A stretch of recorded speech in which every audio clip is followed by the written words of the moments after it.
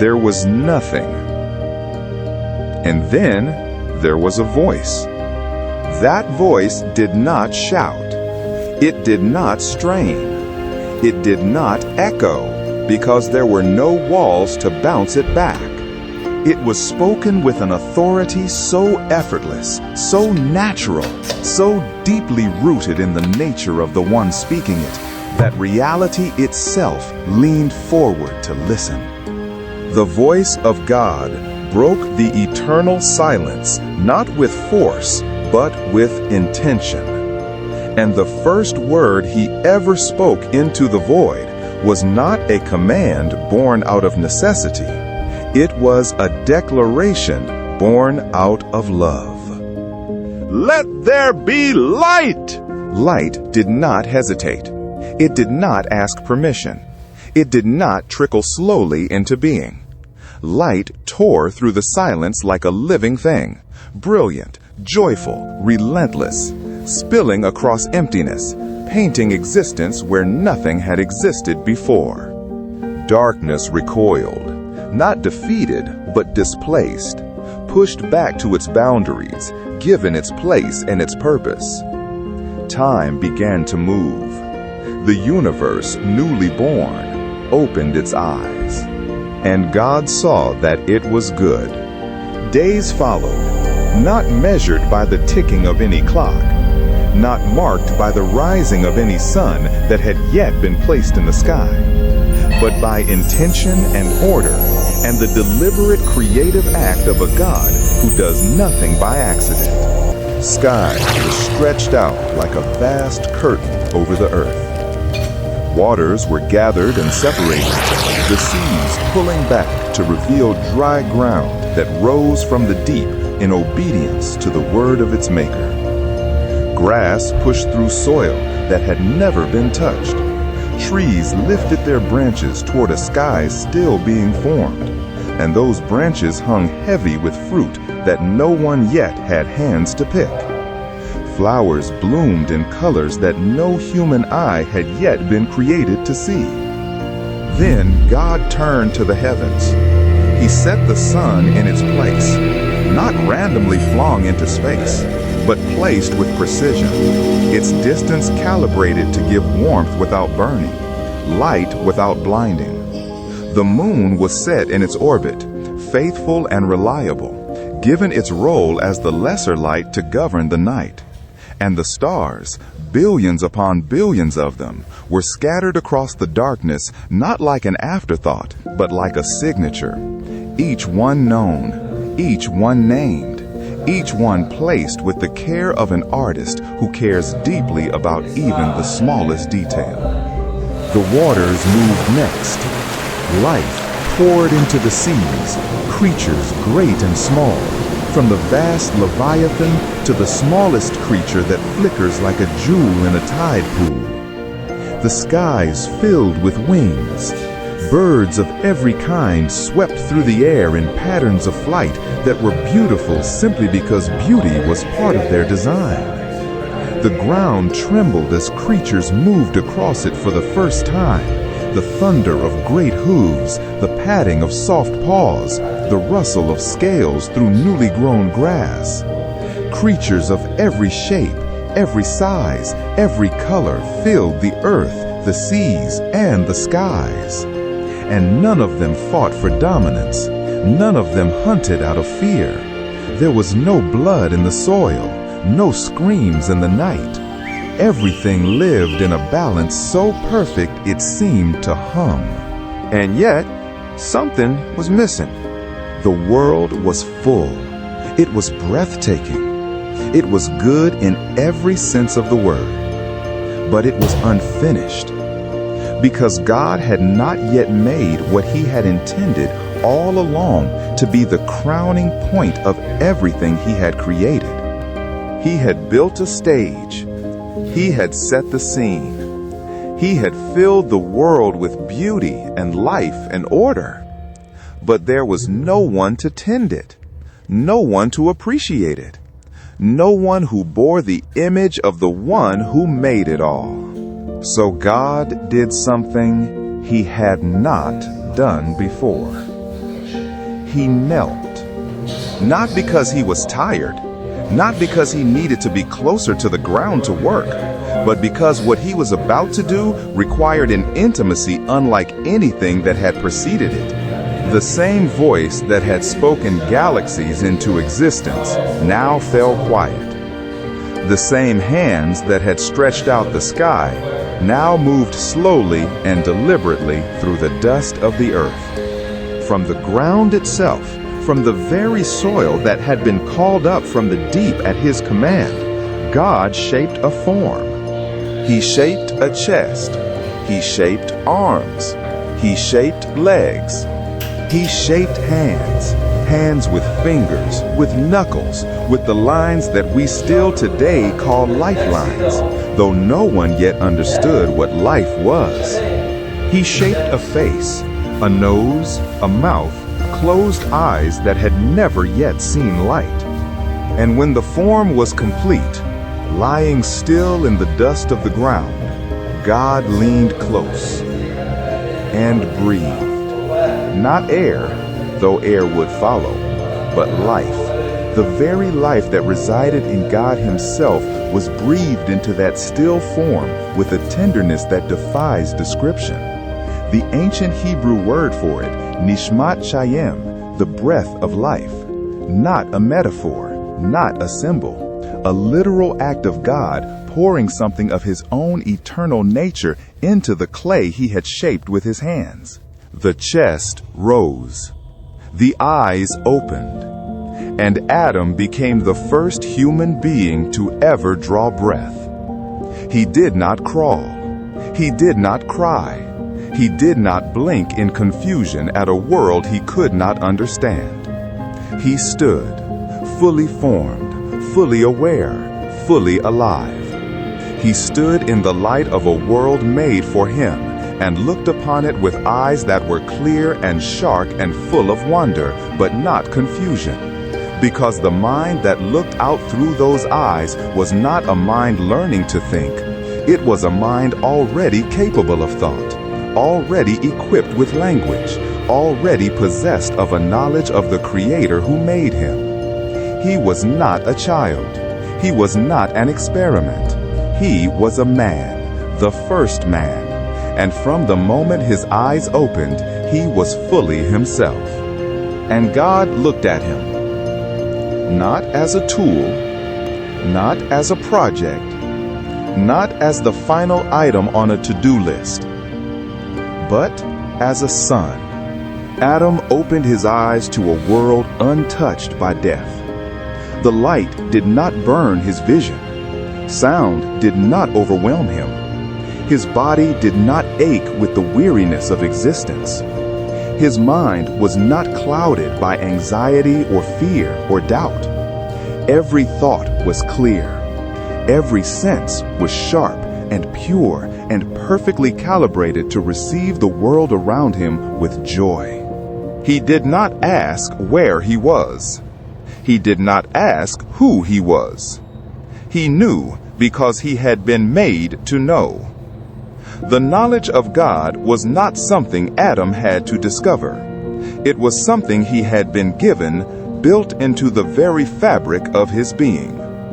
God brought Adam into the garden, a place not found by accident, not stumbled upon, but planted specifically for him, in a region called Eden, which means delight. And it was. Eden was not wild, untamed chaos. It was cultivated beauty. It was a garden in the truest sense of the word, ordered, tended, intentional. 4 rivers flowed from its heart, watering the ground and carrying life outward into the world beyond its borders. Trees stood heavy with fruit of every kind. The grass was green and soft. The air itself felt alive, warm with the breath of God, fragrant with every growing thing, humming with the sound of water and wind and bird song. God placed Adam in the garden and gave him a task. Work it, keep it. 2 words in Hebrew, abad and shamar, that carry in them a weight of meaning that is easy to miss in translation. Abad means to serve, to work, to tend. Shamar means to guard, to protect, to keep watch over. Adam was not placed in Eden to be idle. He was not placed there to consume. He was placed there with a commission to be the steward of God's creation, to work alongside the Creator in the ongoing tending of the world, to protect and preserve what God had made. This was not a burden. This was a privilege. This was purpose, the kind of purpose that fills a life and gives it meaning. Then God brought the animals before Adam. One by one, the creatures of the earth, the wild animals, the livestock, the birds of the air were brought to Adam. And Adam did something that only a being made in the image of God could do. He saw into their nature. He perceived what each creature was, what it was made for, what it carried in itself as its essential identity. And he spoke that identity aloud. He named them, not guessing, not experimenting with sounds until something stuck, but discerning, seeing with the clarity of a mind unclouded by sin, perceiving with the precision of a creature made in the image of the God who had named the stars. Lion, eagle, ox, sparrow, whale, deer. And whatever Adam called each living creature, that was its name. Not because Adam was all-powerful, but because God honored Adam's voice.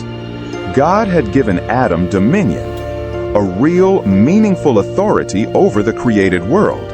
And in the naming of the animals, that authority was exercised for the first time. He was a ruler, but not a tyrant, a steward, not an owner. The world had been placed into his hands, not to exploit, not to consume, not to dominate for selfish gain, but to care for, to tend, to keep, to serve. This was the calling of the first man, and it was good. But as Adam moved through the world and named each creature, something became clear, not to Adam in the first instance, but to God, who had known it all along. Among all the creatures Adam named, not one was like him. Not one could stand beside him as his equal. Not one shared his nature, his capacity for speech, his ability to commune with God, his bearing of the divine image. And God, who had watched Adam move through the world with joy and purpose, spoke a sentence that would echo through all of human history. It is not good for the man to be alone. This was not loneliness as we might understand it today, that hollow ache, that sense of being unseen and unknown. Adam walked with God. He spoke with God freely and fully and without the barrier of shame or guilt or confusion. There was no fear in that relationship, no performance, no hiding. And yet, God himself declared that something was missing, because Adam was not only made to know God, he was made for human community. He was made to be known by one who shared his nature, who could walk with him in the garden and look up at the same stars and eat from the same trees and speak to him with the same voice. So God caused Adam to sleep, a deep sleep, the first sleep in human history, the first surrender of consciousness, the first act of trust that the world would still be there when the eyes opened again. And as Adam rested, God did not reach for the ground to form another being from the dust. He reached into Adam himself. From Adam's side, from his very flesh and bone, God took what was needed and from it formed another human being. Not from the dust beneath Adam's feet, lest she be thought beneath him. Not from something above his head, lest she be thought to rule over him. But from his side, to stand beside him, to walk with him, to be in the truest and most literal sense, bone of his bone and flesh of his flesh. When Adam opened his eyes, he saw her, and something in him recognized her before he ever found words. "This," he said, and his voice was full of wonder, full of recognition, full of the joy of finding something he had not known he was missing until the moment he saw it. "This is now bone of my bones and flesh of my flesh." She was called woman, Isha, in Hebrew, because she was taken from man, Ish. She was not an afterthought. She was not a companion created merely to serve Adam's comfort. She was the completion of something God had begun in Adam, a human being of equal dignity, equal worth, equal standing before God, made from the same substance, bearing the same image, called to the same purpose. Together they were what neither could be alone, the full expression of the image of God in humanity. She was called Eve, Chava, meaning living or life giver, because she would become the mother of all living. And they were naked and unashamed. Those words, naked and unashamed, carry in them the entire weight of what innocence means. There was no fear between them, no self-consciousness, no insecurity, no comparison, no shame born from the awareness of inadequacy. Their bodies were not objects to be judged. They were not sources of vulnerability. They were expressions of truth, the truth of what God had made, whole and unbroken and good. They had nothing to hide because nothing in them was broken. There was no darkness in them that required concealment. There was no wound that needed covering. They were, in the fullest sense of the word, at home in themselves, at home with each other, and at home in the presence of God. They walked with God in the cool of the day, not as servants trembling before a master, not as subjects bowing before a throne, but as children running toward a father freely, joyfully, without hesitation or reservation. God walked in the garden with them. He spoke to them. They spoke to him. This was fellowship in its purest form, the Creator and his creation in unbroken communion, sharing the beauty of a world made good. This was the world as God intended it. This was life as it was made to be lived, and Adam was its guardian. But not all beings in creation rejoiced at the world God had made. There was another, older than humanity, brilliant beyond any creature that walked the earth, fallen from a height so dizzying that the very story of his fall is spoken of in the language of catastrophe. A being who had known the presence of God from the inside, who had been created in beauty and perfection and wisdom, and who had chosen in the freedom of his will to reach for something that was not his to take. A being whose rebellion had already been written, whose sentence had already been declared, and who now moved through the world with the quiet, simmering fury of one who has lost everything and wants nothing more than to ensure that everyone else loses everything too. The serpent, crafty, patient, watching. He did not rush. He had been patient before, and patience had served him. He observed the rhythms of Eden, the freedom with which Adam and Eve moved through it, the joy with which they ate from its trees, the beauty of their relationship with each other and with God.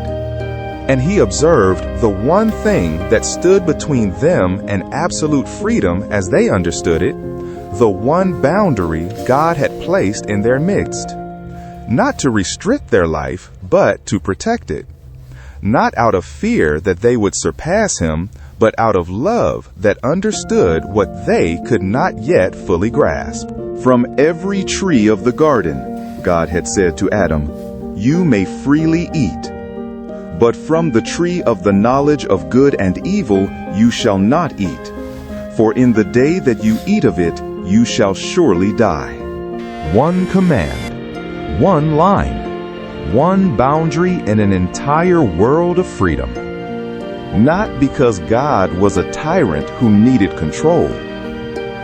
Not because he feared what his creatures might become, but because love, real love, the kind that does not merely want the beloved to be happy in the moment, but wants them to be whole for eternity, love sometimes says no.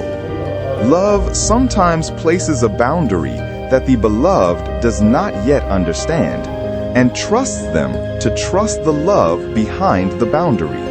The serpent understood all of this, and he went to Eve, not to Adam, at least not first, and not because Eve was weaker than Adam, not because she was less intelligent or less spiritually equipped or less beloved by God, but because order mattered. Because God had given the command to Adam before Eve was created, and the serpent knew that to undo creation, he needed to reverse the order of things. He needed to get the one who had heard the command secondhand to act first, so that the one who had heard it directly would be faced not with a choice between obedience and disobedience, but between God and his wife. The serpent's opening move was not a declaration, it was a question. Did God really say, "You shall not eat of any tree in the garden"? The question was soft, curious, almost innocent. It was the kind of question that sounds like an honest inquiry, but is actually a weapon, designed not to get information, but to plant doubt. Did God really say? As if God's word might have been misheard, as if God's instruction might have been misunderstood, as if the clarity of what God had said might, on reflection, turn out to be less clear than it seemed. Eve answered, thoughtfully, fairly accurately, though with a small addition that may have been her own fence around the commandment, or may have been something she had been taught. "We may eat of the fruit of the trees in the garden," she said. "But God said, 'You shall not eat of the fruit of the tree that is in the midst of the garden, neither shall you touch it, lest you die.'" The serpent had what he needed. "You will not surely die," he said. A contradiction. Direct. Bold. The first recorded lie in human history. And notice the structure of it. God says one thing, and the serpent says the opposite. God says, "You will die." The serpent says, "You will not die." One of them is telling the truth, and one of them is lying. And the serpent, to ensure that Eve does not simply return to what she knows, immediately builds on his lie with something that sounds like insider knowledge. "For God knows that when you eat of it, your eyes will be opened, and you will be like God, knowing good and evil." Like God. It sounds like an upgrade. It sounds like something being withheld from you that you deserve to have. It sounds like God is keeping you small because He is afraid of how large you might become. The lie was not that they could become like God. They were already made in His image, already carrying something of His nature within them. The lie was that God was withholding something good. The lie was that the boundary was not an act of love, but an act of self-protection. The lie was that they were less than they could be, and that the tree held the secret to becoming what they were meant to be. Eve looked at the tree. She had seen it before. She had walked past it before. She had probably paused before it before, and felt nothing but the quiet confidence of a creature at home in her world, unthreatened by what was not hers. But now, with the serpent's word still hanging in the air, she saw it differently. The fruit was good for food. It was pleasant to the eyes. It was desirable to make one wise. 3 things: desire for sustenance, desire for beauty, desire for wisdom. All legitimate in themselves, all part of the good world God had made. But now they were being directed at the one thing that was not theirs to take. This is how temptation works, not by inventing new desires, but by misdirecting ones that are already there, by pointing God-given longings toward what God has placed outside their reach. She reached. The fruit did not resist. It did not burn her hand. It did not pull back from her touch. It simply waited, as it had always waited, because it was only fruit. It was not the source of evil. It was the object of a choice, and the choice itself was what carried the weight of everything. She ate, and then she turned. Adam was there. He had been there. The text of Genesis tells us simply and devastatingly that Adam was with her. He had been present for the conversation. He had heard the serpent's words. He had watched Eve reach for the fruit and take it and eat it. And he said nothing. He did nothing. He stood in silence and watched it happen. And Eve offered him the fruit. This was the moment. This was the pivot point of human history.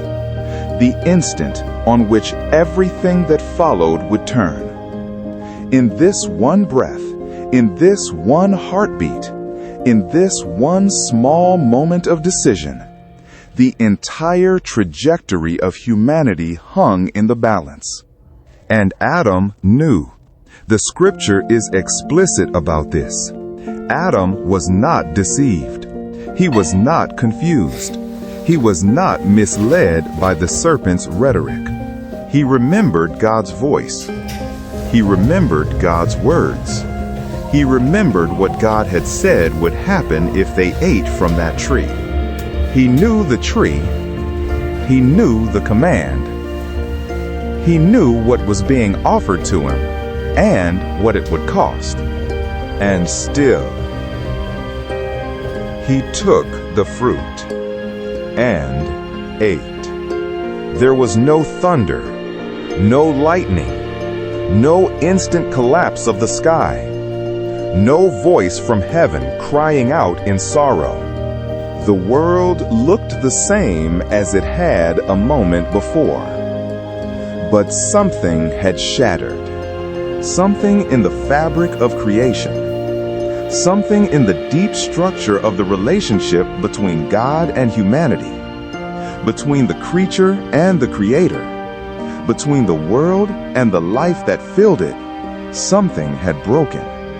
Not gradually, not partially, but completely and irrevocably in a way that nothing in human power could ever undo. Their eyes were opened, but not to power, not to wisdom, not to the God-like knowledge the serpent had promised, to fear. For the first time in human history, a human being was afraid. They saw themselves not as they had seen themselves before, beloved and whole and at home in their own skin, but as exposed, naked, vulnerable, broken. The nakedness that had never troubled them before suddenly felt unbearable. The bodies that had been expressions of truth were now sources of shame. The innocence that defined them was gone. not dimmed, not reduced, but gone, replaced by something that had never existed in God's creation before: guilt. They sewed fig leaves together. Hands that had moved through Eden in freedom and joy now shook as they worked, fashioning the first human attempt to cover what had been uncovered by their own choice. The first clothing, the first hiding, the first acknowledgement that something was wrong. And then they heard it. Footsteps. The sound of God walking in the garden in the cool of the day. The same sound that had always brought joy, the footsteps of the Father coming to walk with his children, now sent terror through them like a blade. Adam, who had walked freely toward God, who had spoken with him openly and without fear, who had named the animals in his presence, Adam ran.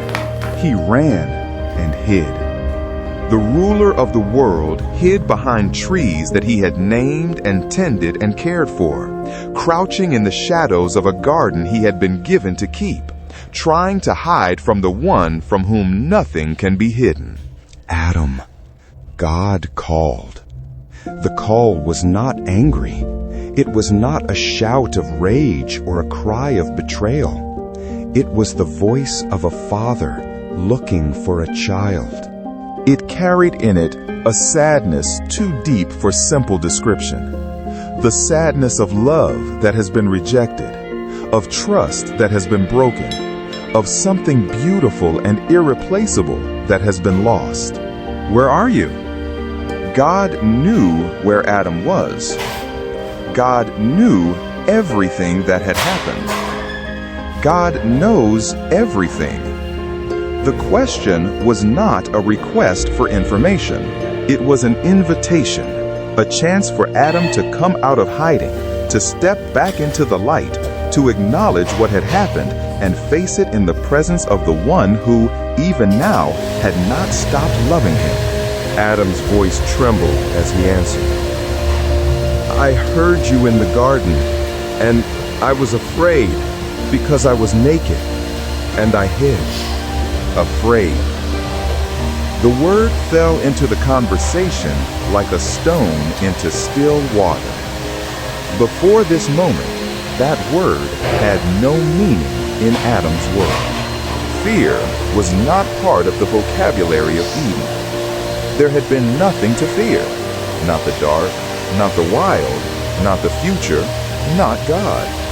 And now, in a single sentence, Adam had not only confessed his hiding, but had revealed the devastation of what had happened inside him. The relationship had been broken from the inside out. It was not just that Adam had done something wrong. It was that doing something wrong had changed Adam, had bent him inward, had filled him with shame and fear, and the desperate need to conceal himself from the very one who had made him. God asked the question he already knew the answer to. Who told you that you were naked? Have you eaten from the tree of which I commanded you not to eat? Silence. A silence heavy with everything that had been lost. And then Adam spoke words that would echo through all of history. Words that were not a confession, but a deflection. Words that pointed away from himself and towards someone else in the desperate hope that the weight of what he had done could be placed on shoulders other than his own. The woman whom you gave to be with me, she gave me fruit of the tree, and I ate. The woman who you gave to be with me. Do you hear it? Not just Eve gave me the fruit, but the woman you gave me. Adam blamed Eve, and then, with a subtlety that cuts deep, he implied a secondary blame, the woman you gave me, as if the gift itself were the problem, as if God were somehow complicit in what had happened by having made Eve in the first place. Blame, entered the world in that sentence. Something that had not existed before. The turning of one human being against another. The fracturing of the bond that had been established in love and innocence was born in Adam's deflection, and it has never left us since. Eve, when God turned to her, did the same. The serpent deceived me, and I ate. True, in his way, but not repentance. Only fear, dressed up as explanation. God turned to the serpent first. The judgment was swift, final, and offered without the dialogue he gave to Adam and Eve. The serpent was cursed above all creatures. He would crawl on his belly. He would eat dust. And between the serpent and the woman, between the kingdom of darkness and the people of God, there would be enmity. Ongoing, unceasing conflict. But at the center of that declaration of enmity was a promise so extraordinary that theologians have called it the proto-evangelium, the first gospel, the first announcement of good news. The seed of the woman would crush the serpent's head, even as the serpent struck his heel. A promise of a coming Redeemer buried in the very moment of judgment. Then God turned to Eve. There would be pain in childbearing. The blessing of bringing life into the world would now be marked by suffering. The relationship between husband and wife, which had been one of pure mutuality, of two people walking side by side in love and respect, would now be marked by tension, by the struggle for power, by the pain of broken trust. And then God turned to Adam, because Adam had been entrusted with the world. Because you have listened to the voice of your wife and have eaten of the tree of which I commanded you, you shall not eat of it. Cursed is the ground because of you. In pain you shall eat of it all the days of your life. Thorns and thistles it shall bring forth for you, and you shall eat the plants of the field. The ground, the very ground that had been formed at God's command and had brought forth fruit willingly and abundantly, was now cursed. Not because the ground had sinned, but because the steward of the ground had. Creation had been entrusted to Adam, and Adam's rebellion did not stay contained within him. It rippled outward into the world he had been given to tend. The soil that had opened to give life would now resist. The ground that had grown food without toil would now demand sweat and struggle and years of labor. The world Adam had been given as a gift would now feel, in some profound sense, like a place that was working against him. By the sweat of your face you shall eat bread, till you return to the ground. For you are dust, and to dust you shall return. Death entered Adam's story in those words, not as a bolt from the sky, not as an immediate collapse. Adam would live for 930 years, long by any human measure, though by the measure of Eden's life, it was the briefest flicker. But from this moment forward, Adam's story had an end. Every breath he drew was now a countdown. Every year that passed was one step closer to the ground from which he had come. He was dust, and to dust he would return. What had been a living soul would one day stop living. The body that God had shaped with his hands from the earth would one day return to the earth from which it came. And yet, even in this, God's love did not disappear.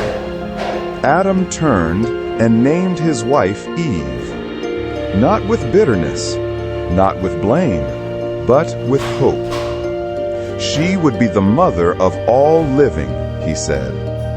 Even in the aftermath of what they had done, even standing in the shadow of judgment, Adam looked at Eve and saw life. He saw a future. He saw that the story was not over. And God, the God who had just pronounced their judgment, the God whose creation they had broken, the God whose heart was grieved by what they had done, God clothed them. Not with leaves, not with the makeshift covering they had fashioned for themselves out of fig leaves and desperation, but with skins, animal skins, which required the death of an animal.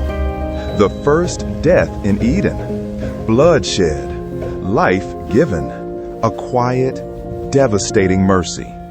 God providing for the very people who had just chosen against him, covering the shame they had brought upon themselves, not leaving them in the exposure of their rebellion. This is the heart of the God who made the world. Even in judgment, mercy. Even in exile, provision. Even in loss, a promise. Then came the final act of Eden. God drove them out of the garden. It was not cruelty. It would be easy to read it that way, to see the expulsion from Eden as the ultimate punishment, the door slammed shut on paradise, the exile of humanity from the presence of God. But God said something in that moment that reveals the true reason, and it is not what we might expect. He said, "Lest he reach out his hand and take also of the tree of life and eat and live forever." God drove them out to prevent them from living forever, but living forever in a broken state, living forever in a world distorted by sin, in bodies bent toward death, in souls separated from the full light of his presence. Eternal life in that condition would not be a blessing. It would be a curse without end. So God closed the garden. Cherubim, the powerful angelic beings of God's heavenly court, were stationed at the entrance. A flaming sword turned every way, guarding the way to the tree of life. The door was closed. Not forever, as we would discover, but for now. Closed, because what was behind it was too holy to be approached by what humanity had now become, without something, someone, making it possible again. And Adam stepped out of Eden into a world that now bled, aged, and died. He walked into ground that fought back against his plow. He watched Eve cry out in pain as she brought new life into the world. He felt his own body begin, slowly, almost imperceptibly at first, to change, to weaken, to mark the passing of years. He felt time in a way he had never felt it before, as a thief rather than a gift. He worked. He sweated. He struggled. And through it all, he remembered. Every day of his 930 years, and Adam was given nearly 1,000 years to carry his memory, which is either a mercy or a weight beyond imagining, perhaps both. Adam remembered Eden. He remembered the sound of God's footsteps in the garden, coming toward him not in judgment, but in friendship. He remembered the way the light had looked in the morning before there was any shadow. He remembered the taste of fruit that had never cost anything. He remembered the silence that had been peace rather than emptiness.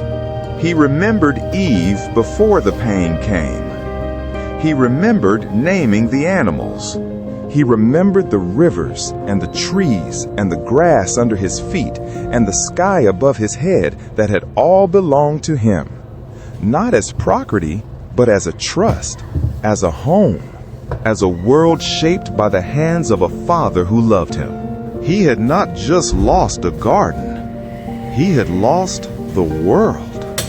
He had lost the kind of world it was supposed to be, the world as God intended it, the world where nothing was broken, where nothing was hidden, where nothing was feared, where death was not a word in anyone's vocabulary. He had lost the walk with God in the cool of the day.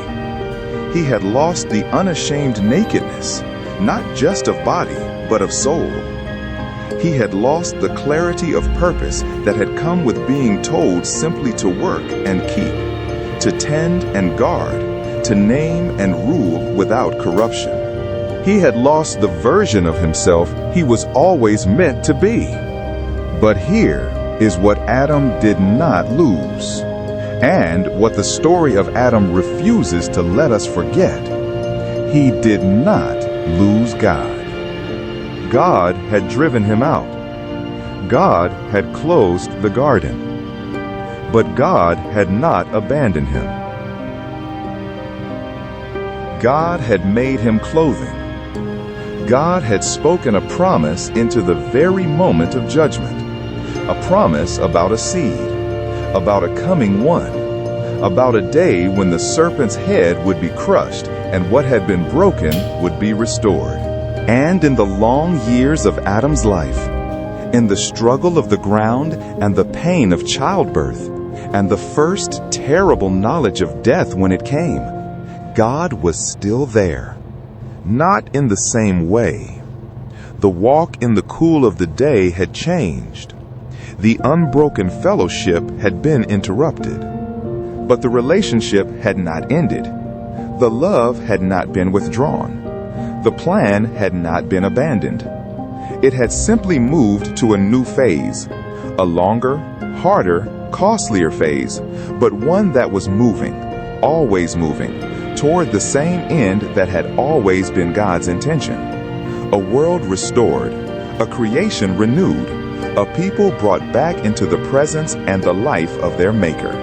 Adam and Eve had children, then grandchildren, then generations beyond counting. Each child born into a world that was not quite right, a world shot through with beauty and broken by sin, a world where the memory of Eden was buried somewhere in the deep nature of every human being who looked up at the stars or stood beside the sea and felt that hollow ache of something irretrievably lost. We all carry that ache. We have always carried it. It is the inheritance of Adam. But we also carry the promise. Because buried in the very moment of Eden's loss was the announcement of Eden's restoration. I will put enmity between you and the woman, God told the serpent, and between your offspring and her offspring. He shall bruise your head, and you shall bruise his heel.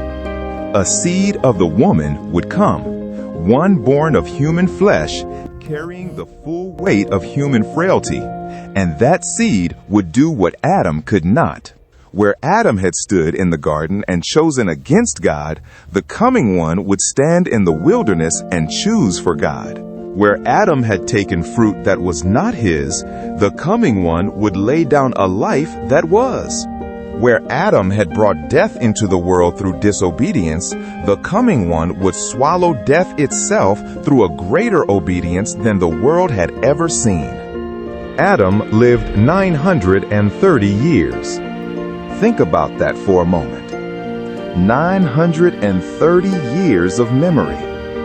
930 years of carrying the weight of what he had done. 930 years of watching the world he had broken try to find its way. He buried friends. He outlived generations. He watched the world grow more broken as the years passed, as the effects of sin rippled outward from that first moment in Eden, as violence entered the story through his own sons. Cain raising his hand against Abel, the first murder, the first grief of a parent who had not known grief was possible. He felt the full weight of what was lost.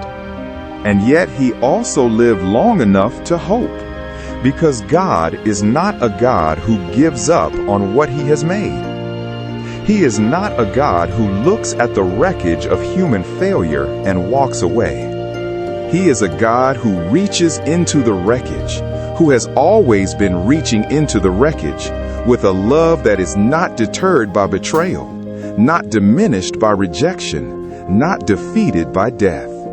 He is the God who knelt in the dust to shape a man, who breathed into clay the breath of His own life, who walked in the garden in the cool of the day, who made clothing for the ones who had chosen against Him, who spoke a promise of restoration in the very breath of judgment.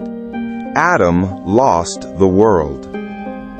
But the world was not finished. The story that began in Eden, the story of God pursuing His creation, of love reaching across the distance of exile, of a promise spoken into the first darkness of human failure, that story would wind its way through every generation of human history, through every struggle and failure and hope and heartbreak, until it arrived at a moment that would change everything.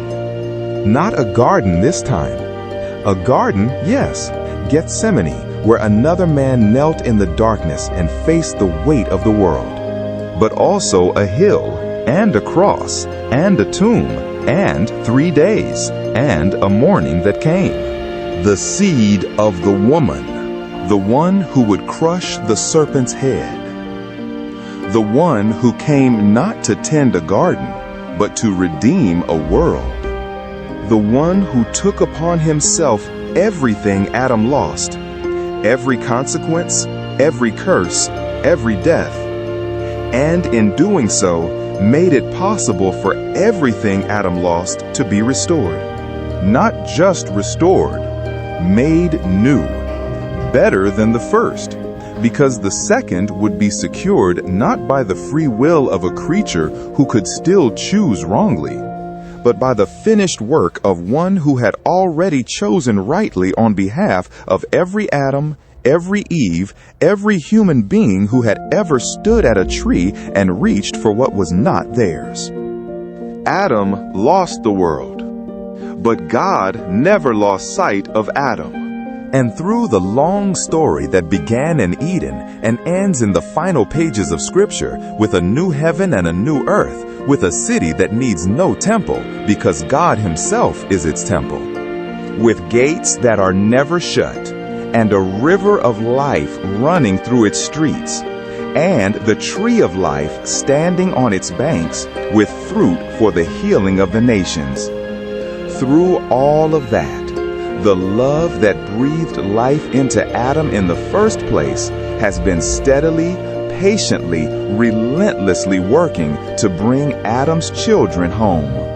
This is the story of Adam, the man who was shaped from dust by the hands of God and breathed into life by the breath of God and placed in a world of overwhelming beauty and given a purpose that was nothing less than the stewardship of creation, and who, in one moment, in one choice, let it all go. This is the story of the man who lost the world.